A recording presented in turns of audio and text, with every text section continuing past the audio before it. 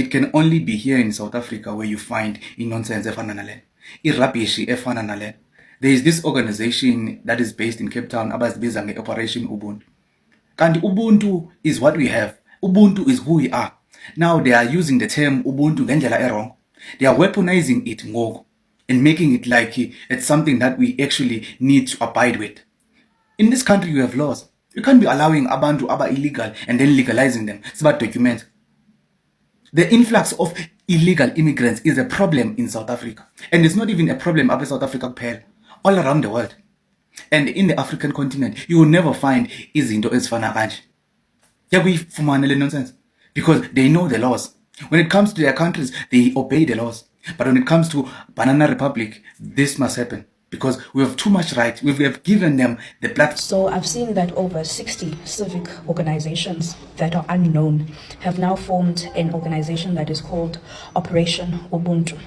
And what I want you to remember as South Africans is that Ubuntu as a concept doesn't exist outside of South Africa. The rest of African countries, they don't know what Ubuntu is. And European people don't know what Ubuntu is. People that come from countries that are destroyed and distracted by the lack of Ubuntu that they have amongst each other are here today telling us about Ubuntu. These civic organizations are the same civic organizations that take our government to court constantly, defending illegality to happen in this country. Those civic organizations are the same organizations that are against the draft white paper that is supposed to address the illegal immigration issues and immigration issues that we have in South Africa. They are against it. These civic organizations are the same organizations that will take our government to court in cases like Chidima. These civic organizations are the reason why Somali people were able to win a case in 2014 that now allows them to operate spaza shops in the townships without that minimum 5 million investment as a foreign business coming into the country. These civic organizations, they're not for you. They are not for you. And this is exactly like how white companies will use their domestic workers or their gardeners and place them as directors in their company so that they can get BEE status, and then they will name the company with a name that is African. This is screaming the exact same thing. Ubuntu, Operation Ubuntu, Operation Ubuntu, Operation Ubuntu, so that they can keep their cheap labor in this country. They are against repatriation of illegal people. They want them to be integrated. Integrated with who? Integrated with who? Where? Because I can tell you those leaders of Operation Ubuntu, they don't live in the areas where they want illegal foreign nationals to be integrated in. No. They just want their cheap labor.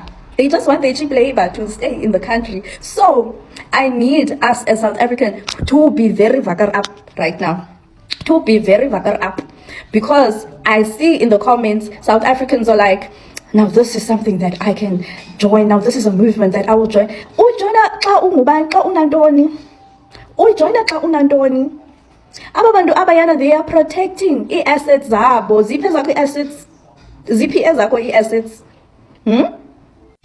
And what we need to understand is that there is no country in the world that prioritizes foreign nationals before its own citizens. And these people constantly telling you as a South African that wanting to be prioritized in your own country is hate, have another agenda. They have another agenda. And you need to take time and go and research these civic movements. Why are they always so loud when the topic is about foreign nationals? When the topic is about illegal foreign nationals? Why are they always so loud? Why are they nowhere to be found about actual problems that South Africans are facing?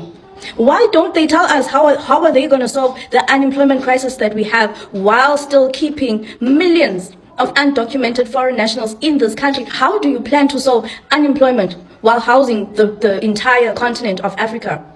Why don't they speak about that?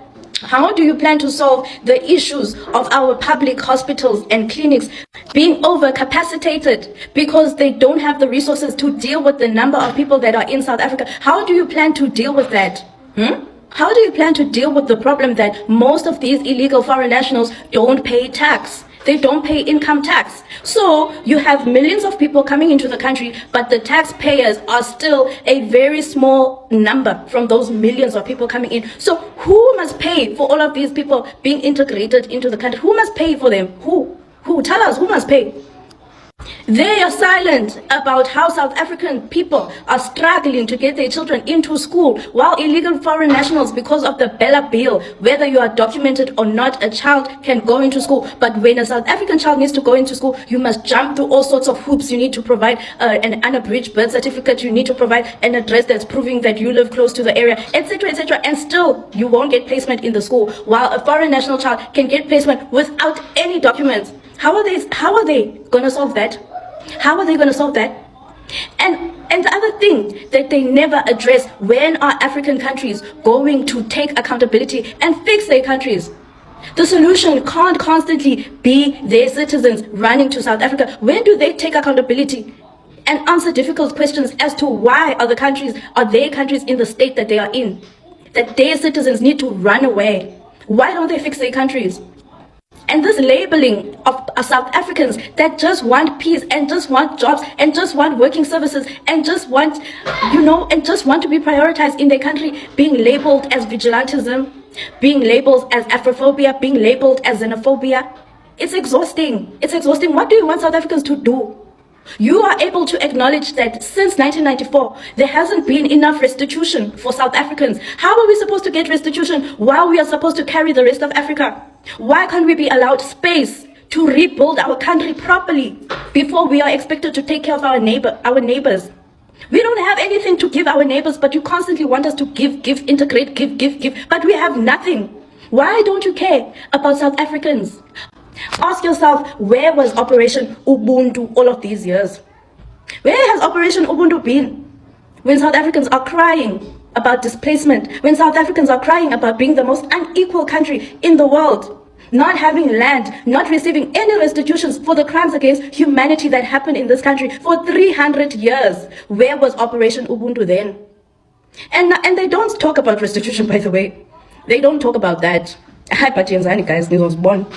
We are marching in collective solidarity for Ubuntu and for humanity today. The first stop is at Cape Town Police Station, where we will be handing over our demands to the station commander. We are here to stop the violence in our community.